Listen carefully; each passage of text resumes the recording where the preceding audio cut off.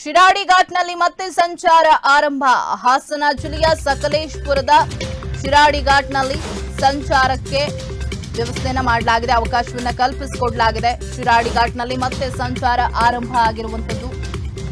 ನಿರಂತರ ಮಳೆಯಾದಂತಹ ಹಿನ್ನೆಲೆ ಭೂಕುಸಿತ ಉಂಟಾಗಿ ರಸ್ತೆಯಲ್ಲಿ ಸಂಚಾರವನ್ನ ನಿರ್ಬಂಧಿಸಲಾಗಿತ್ತು. ಹೆದ್ದಾರಿಯಲ್ಲಿ ಸಂಚಾರವನ್ನ ರದ್ದುಗೊಳಿಸಲಾಗಿತ್ತು. ಆದ್ರೆ ಈಗ ಅಲ್ಲಿ ಕುಸಿದಿದ್ದಂತಹ ಜಾಗದಲ್ಲಿ ಮಣ್ಣನ್ನ ತೆರವು ಮಾಡಿರೋದ್ರಿಂದಾಗಿ ಮತ್ತೆ ಎಂದಿನಂತೆ ವೆಹಿಕಲ್ಗಳು ಅಲ್ಲಿ ಸಂಚಾರ ಮಾಡೋದಕ್ಕೆ ಅವಕಾಶವನ್ನ ಕಲ್ಪಿಸಲಾಗಿದೆ.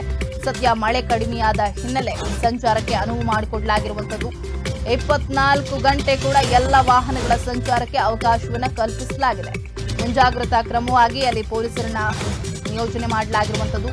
ಸಕಲೇಶಪುರ ಎಸ್ಪಿ ಶ್ರುತಿ ಈ ಬಗ್ಗೆ ಮಾಹಿತಿಯನ್ನ ನೀಡಿದ್ದಾರೆ.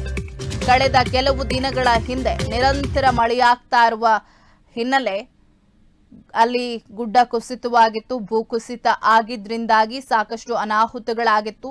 ಹಾಗೆ ಘಾಟ್ ರಸ್ತೆಯನ್ನ ಬಂದ್ ಮಾಡಬೇಕಾದಂತಹ ಅನಿವಾರ್ಯ ಪರಿಸ್ಥಿತಿ ಎದುರಾಗಿತ್ತು. ಸಂಚಾರಕ್ಕೆ ನಿರ್ಬಂಧವನ್ನ ಹೇರಲಾಗಿತ್ತು. ಆದ್ರೆ ಈಗ ಮಳೆ ಸ್ವಲ್ಪ ಬಿಡುವು ಕೊಟ್ಟ ಹಿನ್ನೆಲೆ ಅಲ್ಲಿ ಕುಸಿದಿದ್ದಂತಹ ಮಣ್ಣೆಲ್ಲವನ್ನ ತೆರವು ಮಾಡಲಾಗಿದೆ. ರಸ್ತೆಯನ್ನ ಕಂಪ್ಲೀಟ್ ಆಗಿ ಕ್ಲೀನ್ ಮಾಡಿರೋದ್ರಿಂದಾಗಿ, ಮಣ್ಣನ್ನ ತೆರವು ಮಾಡಿರೋದ್ರಿಂದಾಗಿ ವೆಹಿಕಲ್ಗಳು ಸಂಚಾರ ಮಾಡಬಹುದು ಅನ್ನೋದಕ್ಕೆ ಅನುಮತಿಯನ್ನ ನೀಡಲಾಗಿದೆ. ವಾಹನಗಳ ಸಂಚಾರಕ್ಕೆ ಅವಕಾಶವನ್ನ ನೀಡಲಾಗಿದೆ.